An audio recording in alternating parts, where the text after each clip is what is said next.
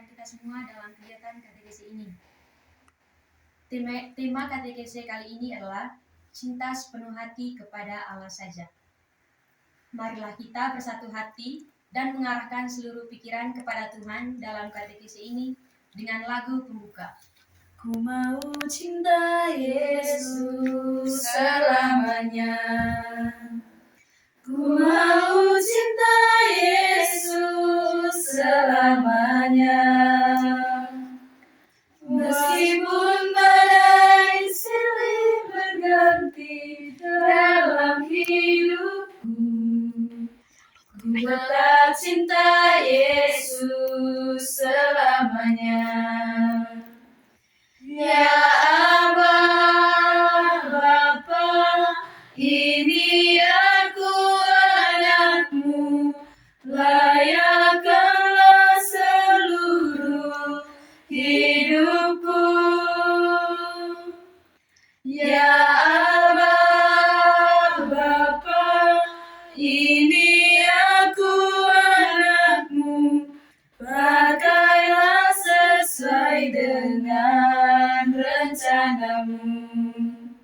Dalam nama Bapa dan Putra dan Roh Kudus. Amin. Semoga damai Tuhan kita Yesus Kristus selalu tinggal serta kita Sekarang dan selama-lamanya.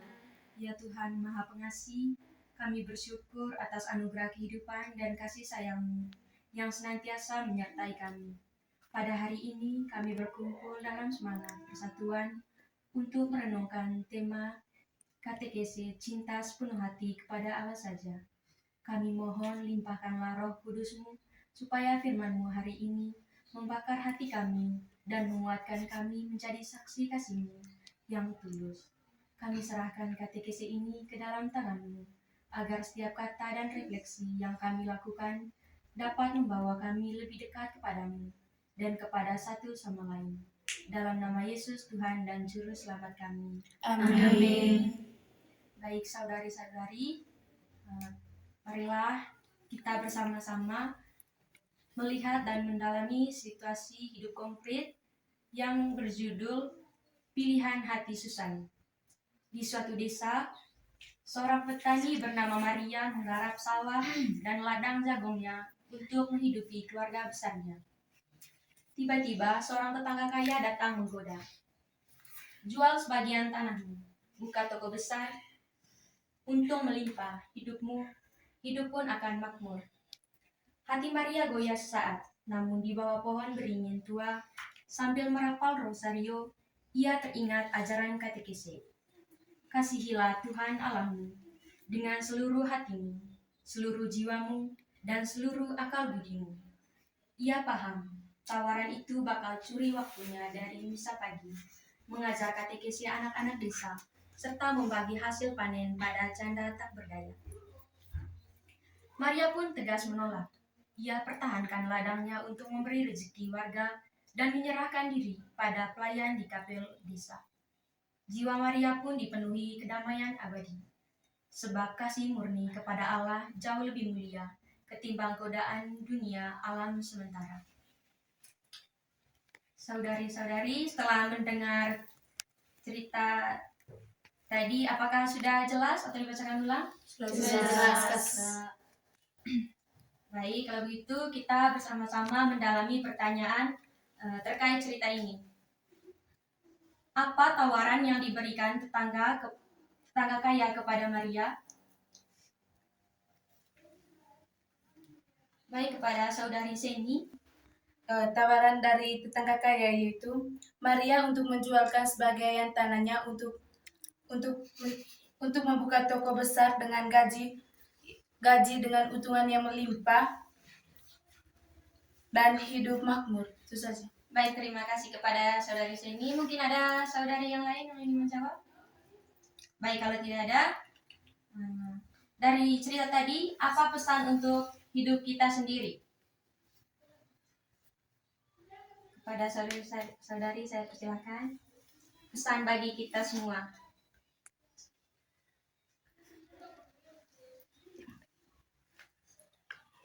Baik, terima kasih fasilitator.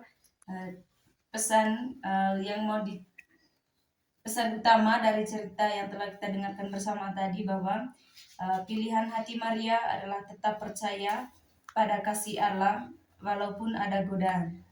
Di kehidupan kita ini mengajak supaya tetap teguh pada pelayanan kepada Tuhan dan sesama walaupun menolak kemudahan materi seperti Maria yang tetap teguh aktif dalam gereja daripada mencari kekayaan.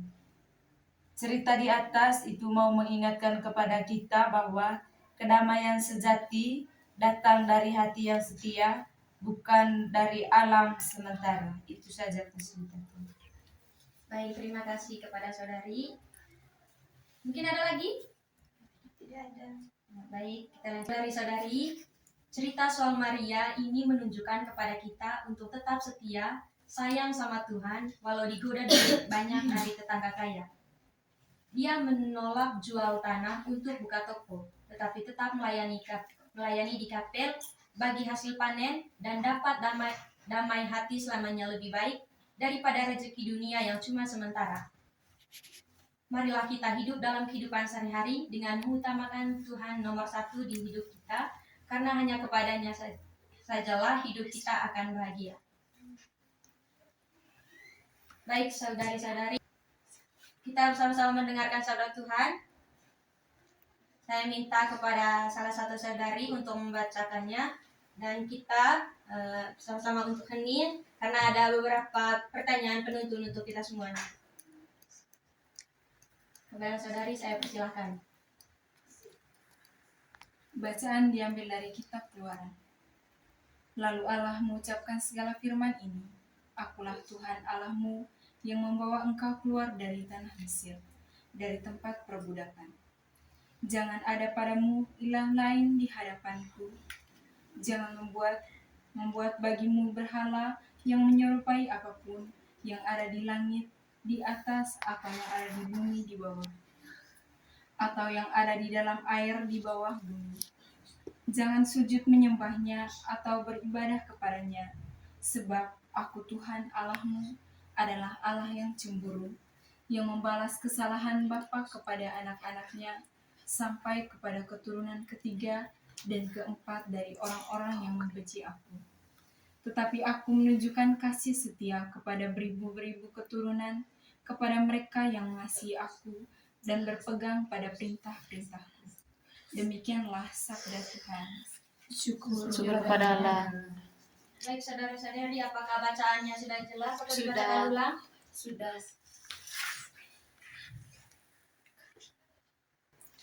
Baik saudari-saudari, kita bersama-sama untuk mendalami pertanyaan di bawah ini.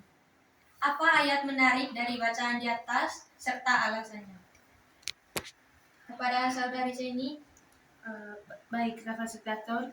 Alasannya di sini yaitu tidak ada Allah lain selain Tuhan Allah, dan Tuhan Allah yang membebaskan kita dari semua masalah yang kita hadapi. Itu saja.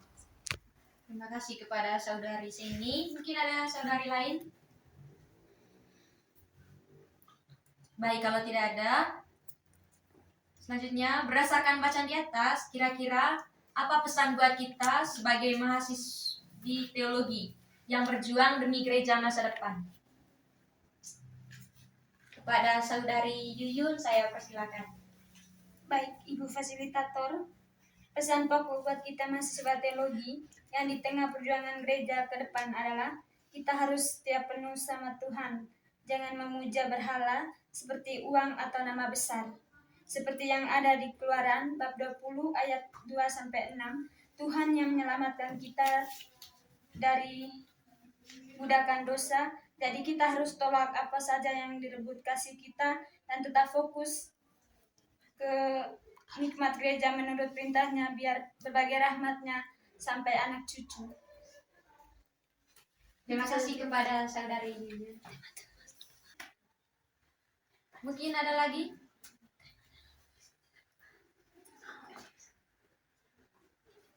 Baik, kalau tidak ada, selanjutnya dari bacaan kita suci di atas, mungkin ada pengalaman dari saudari-saudari yang dialami dalam kehidupan sehari-hari.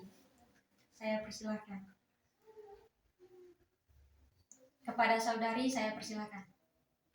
Oke, baik, terima kasih untuk pengalaman dari bacaan ini, di mana ketika kita menjadikan sesuatu itu sebagai Allah lain, atau kita tidak percaya lagi kepada ajaran Yesus Kristus.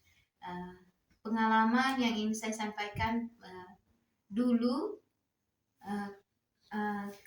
saya percaya kepada sebuah ajaran di mana dalam kampungnya kami ini ada satu bapak tua ini yang memang dia bicara tentang Yesus, tetapi dia tidak pernah ikut misa. Dia hanya membangun dia punya ajaran sendiri, tapi mengatasnamakan Yesus, begitu. Jadi setiap hari saya pergi berdoa ke dia, sehingga saya lupa dengan misa hari Minggu, Ekaristi hari Minggu itu. Dan selanjutnya saya merasa bahwasanya saya sangat jauh dari Tuhan, tetapi di depan mata bapak tua ini selalu cerita tentang yang namanya Yesus, begitu. Tetapi pada suatu hari malam itu saya bermimpi, ada yang memberitahu saya bahwasanya ajaran yang bapak tua itu berikan itu bukan berasal dari Tuhan Yesus, begitu. Akhirnya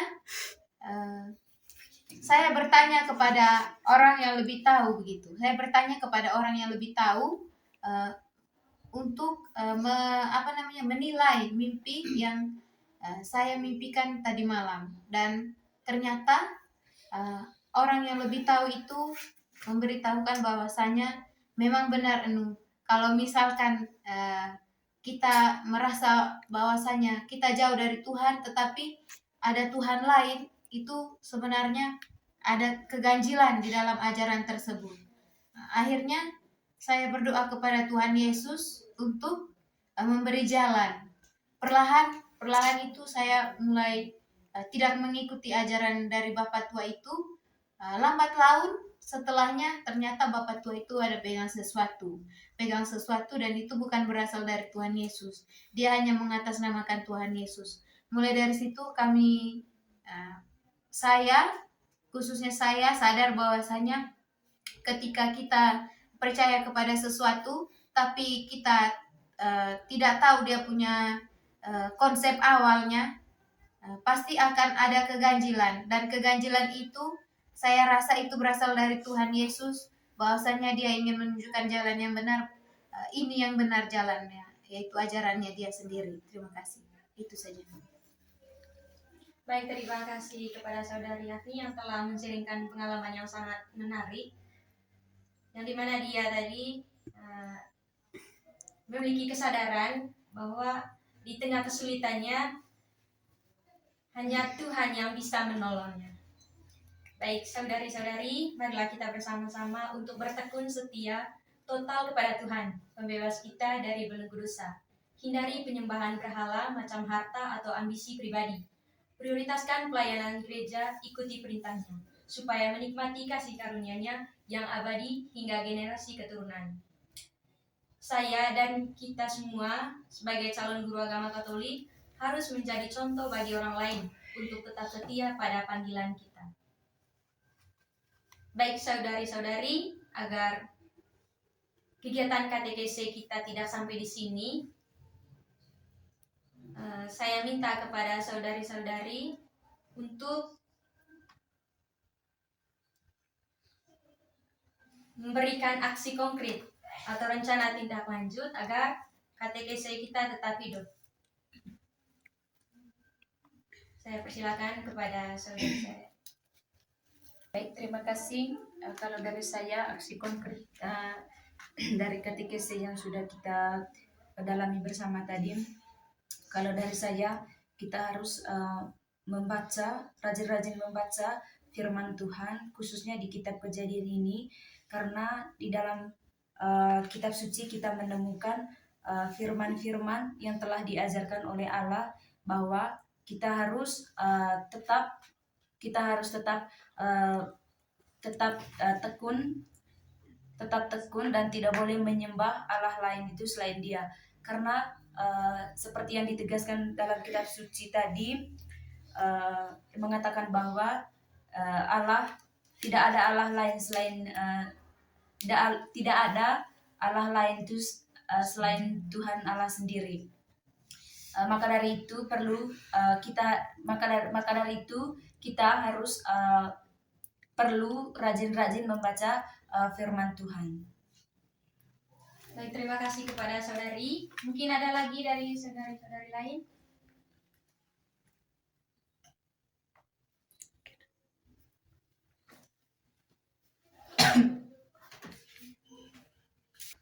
Oke, menurut saya untuk membangun relasi baik dengan Tuhan itu kita harus membuat kelompok doa tersendiri, mau itu di dalam KBG atau dalam komunitas kecil sekalipun seperti mahasiswa, kita harus mampu membangun kerjasama yang baik untuk berdoa bersama untuk mendekatkan diri dari Tuhan agar kita jauh dari segala bentuk berhala yang dijanjikan oleh dunia ini. Itu saja. Baik, setelah mendengar aksi konkret tadi, apakah saudari-saudari setuju? Yesus, Engkau Allah yang membebaskan kami dari belenggu dosa. Kami panjatkan syukur atas kasih setiamu yang melimpah bagi keturunan yang patuh. Terima kasih karena Engkau macam harta atau ambisi dunia. Bimbinglah kami para calon pelayan gereja untuk mengasihimu dengan total. Buang segala yang mencuri hati dan tekun layani sesuai kehendak. Namamu yang kudus kami puji dahulu, kini dan sepanjang segala abad. Amin. Marilah kita menyatukan segala doa dan permohonan kita dengan doa yang diajarkan oleh Kristus sendiri. Bapa kami yang ada di surga, tetaplah kerajaanmu, jadilah kehendakmu di atas bumi seperti di dalam surga. Berilah kami rezeki pada hari ini, dan ampunilah kesalahan kami, seperti kami pun mengampuni yang bersalah kepada kami. Dan janganlah masukkan kami ke dalam cobaan, tetapi bebaskanlah kami dari yang jahat. Ini adalah kesempatan hidup ini untuk melayani Tuhan. Jangan sia-siakan waktu yang Tuhan beri. Hidup ini hanya sementara. Oh Tuhan, pakailah hidupku selagi aku masih kuat. Bila saatnya nanti ku tak berdaya lagi, hidup ini sudah jadi berkat. Dalam nama Bapa dan Putra dan Roh Kudus. Amin.